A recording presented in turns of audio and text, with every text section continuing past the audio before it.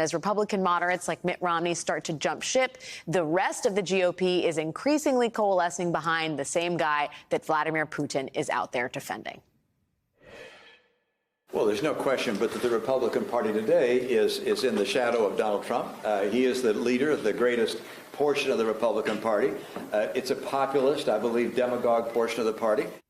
Joining me now is Michelle Goldberg, opinion columnist for the New York Times. Michelle, what does it mean to lose Mitt Romney from the G? What does it mean to excommunicate, if you will, Romney? Well, the thing is, I don't think Mitt Romney was necessarily excommunicated. I mean, it doesn't look like he was necessarily going to lose a primary. He's quite popular in Utah.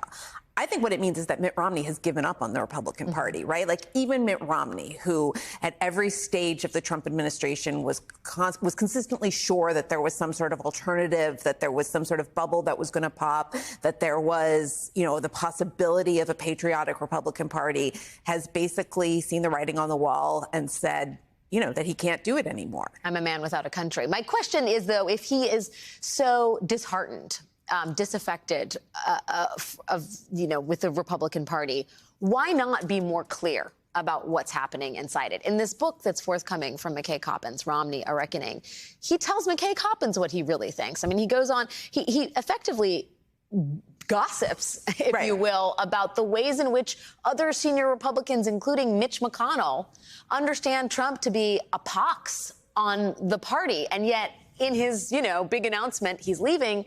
You're not hearing any of that. What's the point of the indignation if you're going to keep it to yourself? Although he's not quite keeping it to himself, right? Because he knows it's going to be on sale. Right. Because he knows that obviously that this is going into this book. Although the thing that I think is so interesting is that, he talks in that excerpt in The Atlantic about the social pressures that when you're a Republican, even if you're going to be an anti-Trump Republican, there are these social pressures to kind of toe the line. And he talks about how, relieved his staff was when they thought that he might actually vote to acquit Donald Trump during the first impeachment.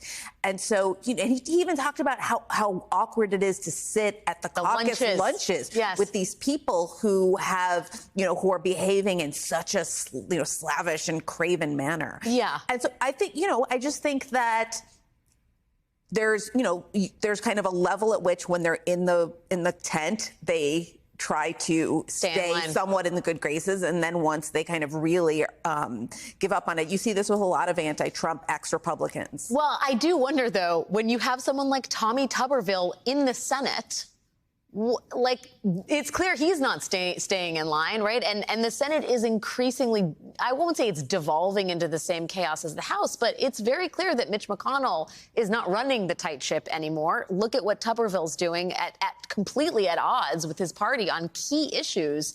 So why not? But he's not completely at odds with his party. Well, I mean, he's completely at odds with his, with kind of Senate leadership, perhaps. Sure. But he's actually going after the defense industry, the defense industrial complex is largely at odds with what Republicans want. I think it's what Republicans have traditionally wanted, but I think that there is, there's a part of the Republican Party that has become so radicalized, not just about the Democrats, but really about, has become really so pessimistic about America that they no longer see the military as something worthy of their respect. They no longer see, the kind of defense industry as something worthy of their respect. And so, not because they're offended by America's forever wars, not because they're offended by the pork that keeps the defense industry afloat, but because they think the military is quote unquote woke. And so in that sense, he's not at odds. Is very much right. He's kind of part of the zeitgeist of MAGA the anti-American right. Yeah. MAGA nihilism that's very much a common thread inside the GOP.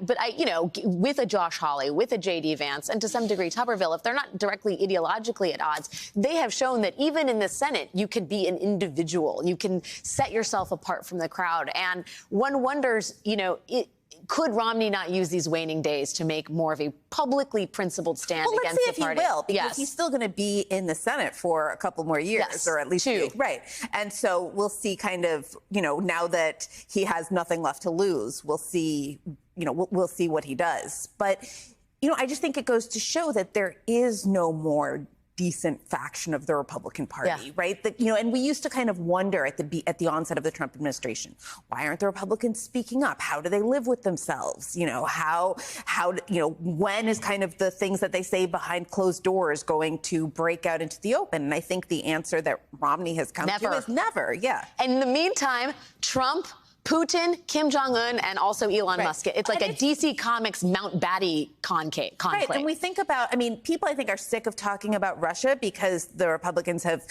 played a sort of jiu-jitsu where they've whined about it so much that they've made it seem as if it was, as if Trump didn't actually seek and receive Russian help in the last election. But just imagine the scope of Russian meddling in this election and the degree to which there will be no pushback on it from the Republican Party. Pushback, embrace. Yeah, absolutely. This is where we live. This is where we are at right now, September 2023. Michelle Goldberg, thank you as always. Thank you. I can't wait to read your next column.